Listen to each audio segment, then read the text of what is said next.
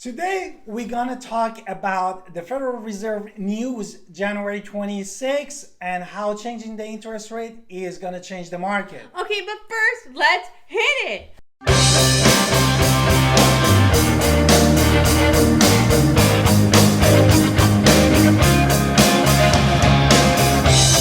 Hi, this is Alan Victoria. Welcome to our channel. And if this is your first time in our channel and you wanted to know everything about Greenville, North Carolina, please subscribe in our channel, get notified when we put a new video, and also gives us thumbs up and support our channel. Honestly, we get calls, texts, and emails all the time from people in Greenville, Winterville, Ayden, Farmville, even Snow Hill, and all of the surrounding areas of Greenville and Pitt County. We love talking to you. If you're looking to move, relocate, upsize, downsize, shift, please call us. I love that word shift. Anyway, that is it. And this is our number. Yeah. Okay, so now let's hit it. What are we talking about? Before we go to the detail, let's start with my wife gives you a short about Federal Reserve responsibility. Sorry, former econ teacher, need to talk about the economy. So just in general, not everybody understands the Federal Reserve and what it does. So Congress will do fiscal policy when it comes to economics. What does Congress do? They're going to increase or decrease our taxes, and they are going to increase and decrease the government spending. That is all Congress and the president. What happens with monetary policy is the Federal Reserve. This is a public-private organization. It is set up with private banks and the public interest, so we do have a board of governors, which are both public-private. So anyway, which is a little weird for everybody. So anyway, the Fed's main three goals when it comes to economic policy are going to buy and sell bonds, increase or decrease the interest rates, and they're going to increase or decrease the Federal Reserve ratio. So what matters, if you want to know what those are, hit me in the comments. I'd love to talk about more. I love econ, talk about it all the time.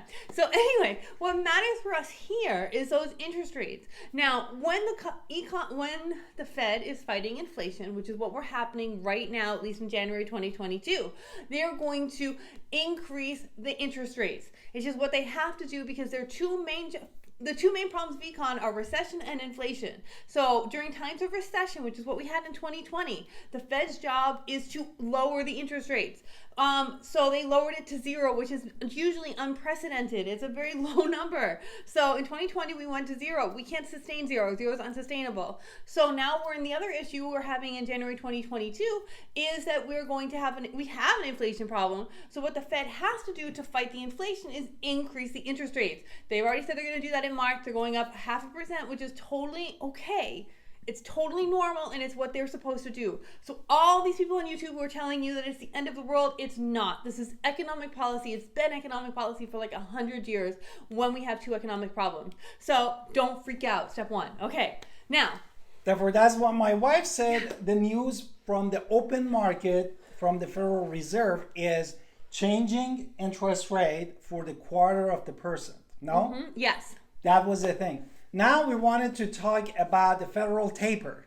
Okay, so that was what we were kind of talking about in January 2020, and I just talk fast sometimes. I talk fast all the time. Sorry, I just do it naturally because I get so excited. So anyway, when January 2020, because we had the novel coronavirus, we said, oh no, nobody's going out and shopping and buying food at the restaurant, and we're not living our normal lives anymore in March 2020. So we were staying at home, eating, and we didn't know what to do. We were scared. It was the beginning of the pandemic. So we said, okay, since we're scared and nobody's going anywhere, the entire world economy, really, all the governments said, okay, this isn't good. Nobody's going anywhere, and economies run on GDP, and we'll talk about that later, I think.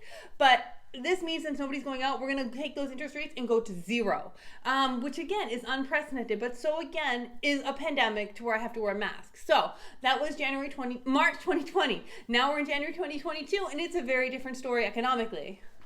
Okay. Before we go to all the details, we wanted to give you really history of the interest rate hike history since the 2008 recession. Yes, no? Hit me with those. Okay. First, we wanted to talk about in 2008, what was the GDP? The whole GDP, I don't know. What is the GDP stands for? Oh, GDP, gross domestic product, which is consumption plus investment plus government spending plus net exports. Okay, therefore the GDP in 2008 was 0.1% and unemployment was 7.3%.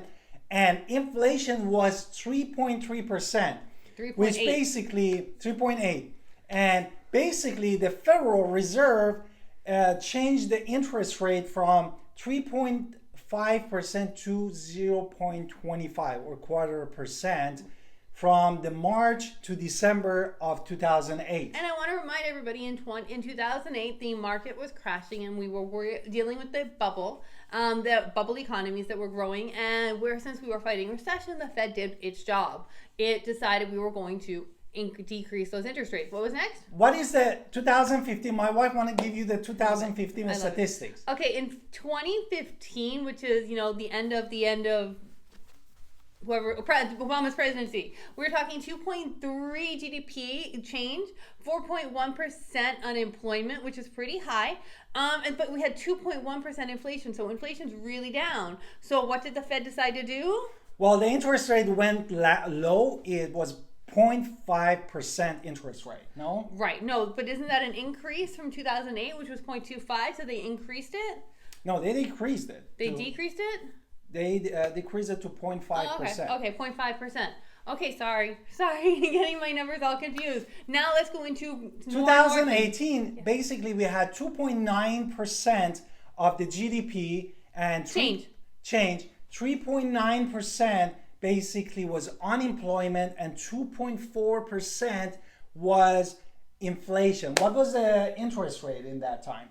So it looks like the interest rate, since I have to look, they increased it from 1.75 to 2.5. So they increased the interest rates. Again, inflation's under control, but it looks like unemployment's having an issue, which can be a sign of recession. So they moved the interest rate. So? And let's go to 2020. 2020, during the coronavirus, basically the GDP was 3.4%. Unemployment was 6.7%, which was not a shock. And 1.2% was the inflation. Okay, so what the Fed did is they lowered it to 0.25. Now let's bring it to 2021. 2021, the GDP 6.9%, and inflation went to 7%. From the previous year was 1.2. So what is crazy. Which is what the Fed has to do at that point when we look at these numbers, that they have to do their job, which is increase those interest rates. So there's really no getting around it. Interest rates are increasing, and it's not the end of the world. It's happened many, many times. It will happen again. It's not the sign of the apocalypse. Okay, so it's not. But you watch some YouTube videos, it is, but it's not. You can watch our video on market crashes up there if you want to. So Anyway, let's get into now. Let's go get to the next topic. We wanted to talk about the economy basically growing very fast, but also we wanted to address the inflation reason. What are the inflation reasons are? Inflationary reasons we're going to talk about would be Supply chain. Okay, so we are having a supply chain issue, which is actually going to hurt us when we're talking about housing. Crazy shipping prices are up. What?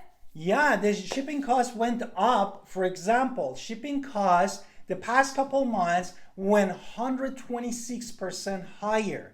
And also, if you compare it to the last year, I mean, we are in January 2022, but we're talking about in 2020, respect to 2021 and also 2022 beginning, it went 4.5 times higher. Therefore, there were like a lineup. The cargo is in the bank, no? It's still there. The line in LA is and that's why we had this high shipping costs. And what is the second reason? The labor shortage. And I also want to give this calm down YouTube video commentary. Okay, so yes, there is a labor shortage in America because there are less people in America. The Great Resignation. But I'm going to be the truthful about it. Economists have been expecting it for 10 years or more. Anybody who is Gen X and under can tell you they've been waiting for this a long time anyway, because what is going to happen and what is happening? People call it the Great Recession, but really it should be called the Great Retirement, because what is happening is finally boomers who are very high paid, highly qualified individuals who are been in their jobs for 20, 30 years or whatever, they are retiring because they can retire. And coronavirus told us we all have to stay home anyway. So a lot of people took this opportunity to say, I'm done. And it's fine because, again, it's been expected for years and years and years now. So anybody who studied economics can tell you we were expecting that. So at some point, and it's kind of been holding on longer because boomers were working longer than expected. But now that it's happening, people are like, oh, people have all this free movement. But the truth is, since the boomers retired, there is now room for growth for everybody who has been waiting for it, really. So you're talking about Gen X, the Millennials, Gen Z, Gen Alpha, and all of the Alpha other, to Zeta. all of them, all of us. It's just been happening. So since boomers, hi boomers, we love you. Thank you for buying houses. We're not saying anything bad. I'm just saying that people are retiring. It's just the truth. Therefore, look at all these things that we basically listed for you. We wanted to give you now some other numbers. Right. What are the For other example, we wanted to talk about the millennial that my wife talked about, Alpha to Zeta. Therefore, their population is almost more than 45 million people in the United States. Right. And all of this, they become hybrid workers during the coronavirus because many of them, they said, oh, I don't need anymore to go to the specific office every day. Therefore, I can even live in the suburb, no? Therefore, and because of coronavirus, we kind of want to live in the suburbs because, again, you don't want to be using someone else's plumbing when there could be a major pandemic to where people actually die. So space is a good thing. Therefore, we need to have an inventory for all these people. And we had a shortage of inventory of the houses since 1990s to 2020 to basically 5 to 5 million units. Right. No? So that's the shortage of how many houses America needs. Not here in Pitt County, America. Therefore, saying that, reference that, we wanted to talk about housing inventory. In December 2020, the housing inventory in the United States was 1.60 thousand million. And then in October, this was December 2020. And then in October, November, and December, this went a little bit higher. Like in October, how much was in October? 1.230 million. And in November was 1.110 million. And in December 2021 went down because we talk about all this shortage and the labor. And also on top of that, in November 24th, Canada, that we are importing all the lumbers from there. Meant much. Their price changed from 8.99% to 17.9%. Therefore, increase again the lumber at end of the November last year. So we have a major supply problem. I also just want to point out in Pitt County, on general, we look at the MLS every single day. That's what we do, and it is typically, I've never seen it over 100. We always have less than 100 homes of all sizes. We're talking shacks to mansions. So that is typically our number here and thing. We don't have a lot of housing. We have a lot of people looking for houses. So we just don't have enough supply. And as my wife said, saying that, we have the active listing went 55% lower than previous year in November 2020 respect to November 2021. And if you put all of this plus also the new construction that Federal Reserve released, for example, the permit that they issued was 1.873 million and the one that completed was 1.245 million. Therefore, if you look at how much supply that we are behind, that we said 5 to 5.5 million, and the one that they completed was like a 1.24, still we are way behind the supply line. Absolutely. No? And basically with that, we can say that we have a still issue. What do you think? We absolutely still have major issues with supply. We don't have enough houses. We do have those increases of interest rates, so that might slow down the market, but it doesn't mean that we have the supply to meet the market, and that is really where economics comes in, because supply and demand equal price. That is for any sort of good out there, from oil to houses, so everything. Therefore, basically what we can say that we have still a shortage Absolutely. of the new construction.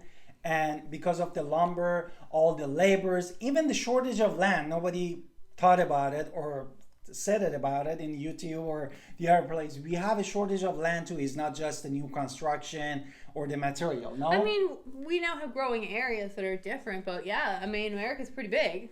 Okay, what you suggest to our audience about what those that they are thinking, oh, I'm gonna buy it, or no? Honestly, if you're looking and you really are serious about you want to buy this year, now is a great time to buy because those interest rates are still low. That it's going to go up a lot more. And It's what gonna, government said by the the Fed March? is going to go. The Fed is going up 0.5% in March, and it said it's going to go up a couple more quarters. So I mean, this is not the only interest rate. This is the first interest rate hike. So I would take advantage of the interest rates as they are. Lock into your house, lock into a rate, lock into a mortgage, and get a fixed rate. Therefore, it's never changing. Therefore, you have your house, and you are safe from inflation. You are safe from recession. You have a house. On a house, yes, okay, the price might go up and down, or the value of the house might go up and down, but the truth is a house is what you need to keep yourself safe and keep your family and loved ones close. And this is why people are always going to buy a house, because they care about their families. And people's families change, they up, they grow, they downsize, because kids go away, new kids come, just families change, and this is why we live in houses, and that is who we ultimately love helping. So make sure, if you are looking for a house, especially in Pitt County, call us, because we love helping you. Exactly. If you're thinking anywhere in Greenville, Pitt County, Winterville, Even around make sure you give us a Eastern. call, and we got your back. And also, if you found this information valuable that we provided in this video, please subscribe in our channel, support our channel, and see you guys till next video, and have a wonderful evening.